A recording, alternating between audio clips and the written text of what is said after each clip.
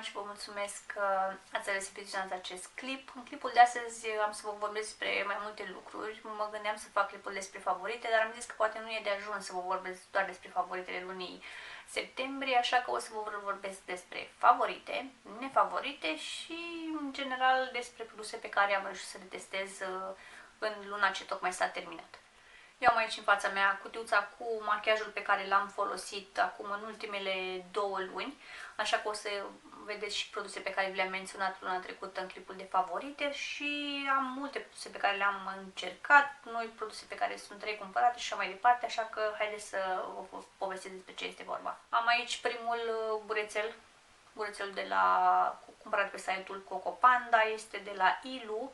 Îmi place foarte mult, doar că deja a început să se deterioreze. Săracul l-am și folosit zi de zi, chiar nu am avut acum în luna septembrie nici măcar o zi în care am făcut pauză de la machiaj și tot fiind spălat și mai mult pe grabă.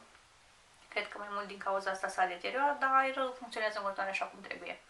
Următoarea este această paletă de la Sof, făcută cu cei de la Makeup Revolution și pe aceasta am folosit-o foarte mult. Nu la fel de mult ca următoarea pe care vreau să vă arăt, dar ca idee. Oricum știți cum arată paletuța, o iubesc, îmi place foarte mult, o am de la Simona Bujor, din swap-ul nostru și o să vedeți în perioada următoare că am făcut un clip în care testez foarte mult din fardurile de aici și o să aflați acolo mai multe detalii. Iar paleta despre care vă spuneam mai înainte este tot de la Makeup Revolution, este aceasta de aici, aceasta Nude Revolution Reloaded Iconic Fever, care îmi place la nebunie și pe aceasta am folosit-o cred că în 80% din cazuri când a fost vorba de machiajul de luna aceasta, dar chiar și de luna trecută, dacă aș reuși să și focusez ca să vedeți așa cam cât de bine am intrat în farduri. Chiar și astăzi sunt machiată cu această paletă. Prefer ca mai întâi să aplic pe toată pleoapa nuanța aceasta de aici, după care combin aceste două nuanțe aici în plicul ploape și mai închid ori cu asta sau asta, așa ceva. Fac o combinație dintre astea trei așa, câteodată mai aplic și din acest portocaliu și creez acest look foarte simplu, elegant, care poate fi purtat oriunde te duce de dimineață până seara și o iubesc foarte mult această paletă. Și tot ceva ce port astăzi pe ten ar fi, de exemplu, acest eyeliner de la Essence Super Fine Eyeliner Pen, nuanța 01 Deep Dark, care îmi place la nebunie. Nu am crezut că o să fie atât de bun, dar pur și simplu îl ador.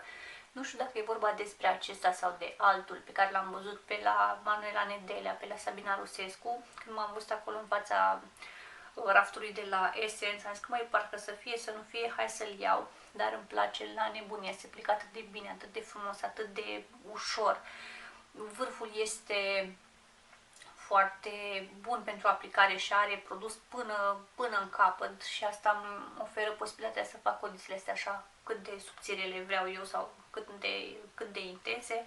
Rezistă bine, nu se întinde, nu curge, iar produsul se usucă mat. V-am mai spus, eu nu am neapărat preferențe în direcția asta, dar pur și simplu a fost o surpriză foarte plăcută acest produs. Tot un produs pe care l-am folosit foarte mult luna aceasta și o să vedeți diferența dacă ați văzut cumva clipul de favorite de luna trecută. Este vorba de fondul de ten de la Revlon Color Stay, nuanța mea, sau mă rog, nu e chiar nuanța mea, e un pic mai închisă decât am eu nevoie, dar nu știu, merge foarte bine, nu știu, nu cred că vedeți ceva diferență. 340 Early Tan.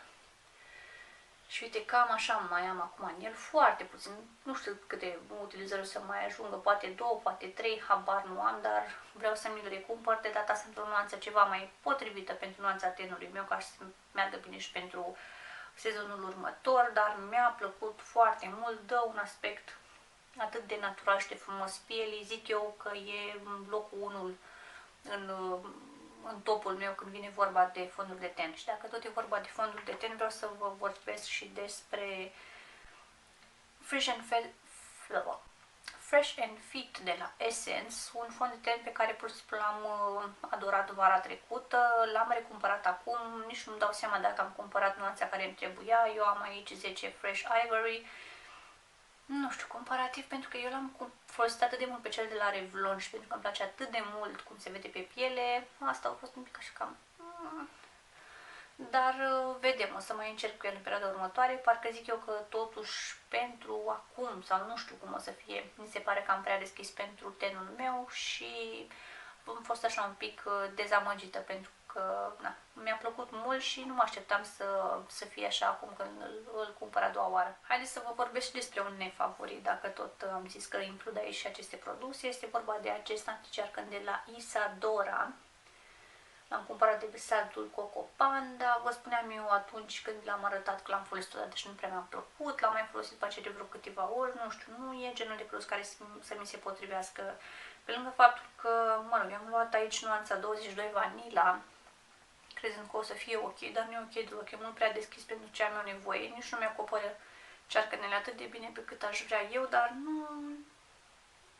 nu rezonez cu produsul ăsta, din păcate, și cred că, zic eu, am să-l folosesc așa cum l-am folosit pe cel de la Catrice. Dacă ați văzut clipul de Empty, să vă povesteam acolo că l-am folosit așa doar pentru iluminarea anumitor zone de pe față și cred că am să fac fix la fel cu acesta, sau cel puțin am să încerc să-l folosesc așa, să văd dacă funcționează. Și apropo, urmează să vedeți un clip aici la mine pe canal cu stash-ul de make-up pentru luna octombrie, pentru că am folosit atât de mult produsele astea pe care vreau să vi le arăt acum ultimele 2 luni, încât nu m-am mai atins de celelalte, pentru că le am așa pus în dulăpior și nu venea la îndemână să caut după ele.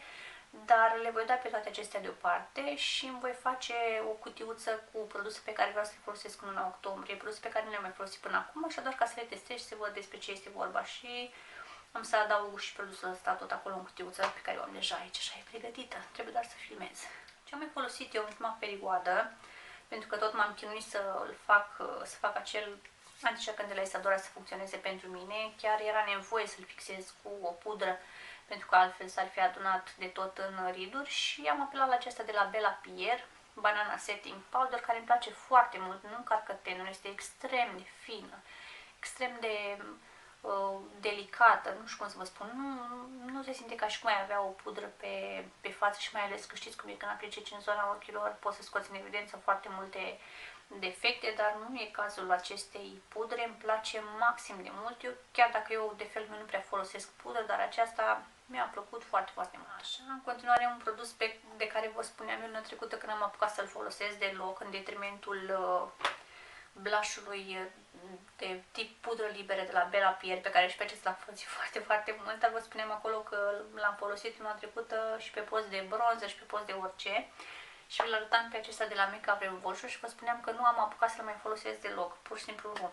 Dar luna aceasta chiar am folosit destul de bine și pe cum vedeți mai am un pic și ajung la acel grătar pe care îl are aici așa la bază și cred că o să se întâmple treaba asta cât de curând. Îmi place foarte mult, e un bronzer pe care vi-l recomand, are un aspect natural, nu ai cum să dai greș când ți-l aplici și arată foarte frumos pe piele, nu e tipul ăla care așa arată portocaliu pe față, chiar nu e nuanța aia neutră care zic eu că se potrivește mai multor tipuri de ten. Tot luna asta m-am mai jucat și cu paletuța asta frumoasă de iluminatoare de la Sleek, care sunt absolut superbe. Deci vă spuneam eu, dacă vrei să te vezi să faci soarele gelos, le folosești pe astea, îmi plac extrem de mult și o să-mi trebuiască o eternitate probabil să termin paleta asta, dar îmi place foarte mult. Vă aduceți aminte, vă povesteam eu tot luna trecută despre această pensulă de la So Eco, primită în cutiuța de Look Fantastic. E așa, nu pot să zic că mă dă neapărat pe spate, îmi place forma, mi-aplic foarte bine cu această pensulă blush-ul acela de tip pudră liberă, dar nu știu dacă se vede pe cameră, e cam ies așa fierișoarele și nu prea mă încântă neapărat treaba asta. Așteptam să fie o pensulă mult mai calitativă. Un produs favorit, maxim de favorit, pe lângă paletuța aia de la Sleek, ar fi acest iluminator de la Illamasqua, pe care l-am primit în ultima cutiuță de la Look Fantastic. E absolut minunat.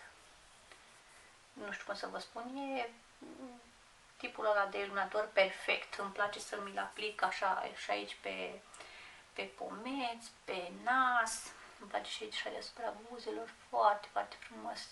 Evidențiază trăsăturile, rezistă toată ziua și, nu știu, îmi place maxim. Nu credeam că o să fie chiar așa de bun, cu toate că l-auzisem de multe ori lăudat, mai ales de make-up artiști, dar e super.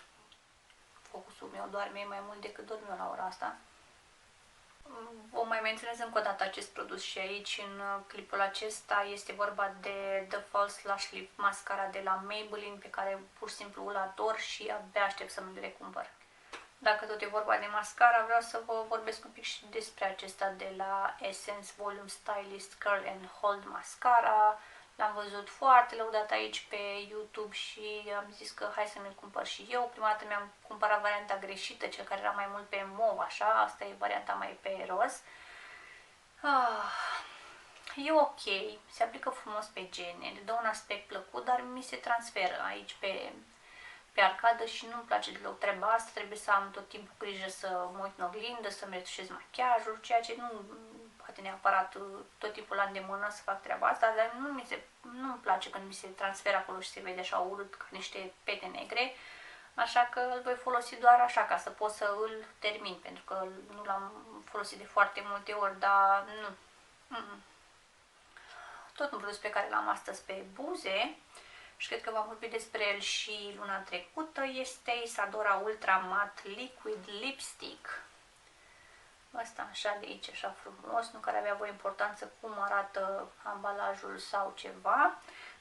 Nuanța este 19 Plum și îmi place foarte mult cum îmi stă cu el pe buze, rezistă foarte bine. E un pic lipicios, ce-i drept, dar nu mă deranjează și îmi place foarte mult nuanța. Zic eu că o să fie nuanța favorită pe care o voi purta în toamna și iarna asta, pentru că, zic eu, toamna să zicem că merg culorile așa mai maronii, mai ceva de genul ăsta și după asta ducându-ne mai spre timpul mai rece, mai spre iarnă, nuanțele astea așa de mov, mai de fructe de pădure, nu știu cum să zic, dar nu pare absolut deloc rău că mi-am luat acest ruj să îl testez. L-am găsit la un preț foarte mic, l-am arătat eu într-un clip de haul de beauty și îmi place la nebunie. Tot un mascara pe care l-am folosit așa, cam să zic poate o dată de 2 ori pe săptămână luna trecută. V-am mai vorbit eu despre el, este tot Maybelline Total Temptation Deep Cocoa Mascara și este în nuanța Deep Brown sau ceva de genul ăsta, nu este negru, asta știu sigur să vă spun. Și ăsta îmi place, e ok la fel, are un efect foarte frumos asupra genului, dar că din păcate și ăsta mi se transferă un pic. Nu la fel de mult ca cel de la Essence Volume Stylist, dar și ăsta se transferă un pic. Mai departe am un produs primit tot în ultima cutuță de la Look Fantastic, este vorba despre acest contur pentru buze, creier un contur pentru buze de la Diego Dalla Palma, este nuanța 80, văd eu aici, o nuanță foarte frumoasă, dar din păcate rujul ăsta nu se aplică foarte ușor pe buze, se aplică destul de greu, este cam tare, cam uscat, se sfărâm așa în bobițe mici atunci când vrei să-l aplici pe buze. Am fost un pic dezamăgită de el, așa că când îl aplici aici tot trebuie să apeși un pic, mă rog, nu știu, nuanța este frumoasă, dar îmi pare foarte rău că nu pot să-l folosesc mai mult pentru că nu mi lesnește deloc aplicarea, formula lui. Am început un nou creion de la Essence pentru sprâncene, nuanța este 10 blond, îmi place la nebunie și cu siguranță va fi unul dintre produsele pe care le voi recumpăra de foarte multe ori. Și am aici încă un produs de make-up, este vorba de un anticearcăn de la Berry M. Vi l-am arătat eu într-un din clipurile acelea în care vă vorbesc despre câți bani cheltuim într-o săptămână și vă spuneam acolo că am făcut o comandă pe Look Fantastic și mi-am luat câteva produse de la Berry M, printre care și acest anticearcăn All Night Long Full Coverage Concealer, nuanța este 5 Waffle. Din păcate, după cum cred că vă dați și voi seama așa pe clip, este o nuanță mult prea închisă pentru tenul meu. În schimb, l-am folosit pe post de produs care corectează cearcănele, deci aplic foarte puțin înainte de orice alt produs de make-up, după care vin deasupra cu anticearcănul ala de la Catrice. Nu pot să zic că face minuni produsul ăsta, probabil dacă ar fi și o nuanță mai potrivită aș putea să-mi dau cu părerea mai bine despre el, dar e ok. În schimb, astăzi, de exemplu, pentru prima dată l-am folosit pe post de contur lichid și îmi place la nebunie, l-am aplicat aici pe toată zona asta, l-am aplicat aici, bine, am mai venit eu cu un pic de blush, un pic de bronzer, dar îmi place foarte mult și cu siguranță așa îl voi folosi în continuare până am să-l termin. Iar ultimele două produse pe care vreau să vi le arăt sunt două parfumuri, Calvin Klein One. Cred că vi-am arătat și luna trecută, dar ca să vedeți cam cât am consumat de luna trecută și până luna asta, destul de mult. Îmi place foarte mult, e citrat, e proaspăt, nu rezistă foarte, foarte mult, dar îmi place și l-am mai combinat, pentru că mie îmi place să și combin parfumurile cu acest parfum cumpărat din Bilka. Am dat pe el vreo 40 ceva de corane, a fost un parfum super ieftin. Dacă vă dați voi seama așa, este o copie după un parfum de la Pret-a-Porter și chiar miroase, adică copie un pic și designul sticlei și mirosul și îmi place foarte mult, chiar rezistă, e așa dulceag, e floral, dar nu așa să ducă prea mult în zona aia de dulce și îmi place foarte mult și chiar merge super bine combinat cu cel de la Calvin Klein și împreună așa fac un combo foarte drăguț atât în ceea ce privește mirosul, dar și persistența. Acesta a fost clipul meu de astăzi. Dacă v-a plăcut, vreau să-mi arătați cu un like. Vă aștept în comentarii să stăm de vorbă și să spuneți care e părerea voastră despre tipul ăsta de clip, așa în care combin favorite, nefavorite și să vă arăt cam ce am folosit eu cel mai mult luna aceasta. Și vreau să-mi spuneți care sunt produsele voastre preferate, ce ați preferat voi luna aceasta, ce noi descoperiri aveți, poate mă inspirați și pe mine. Iar până data viitoare eu vă pup și aveți grijă de voi. Pa!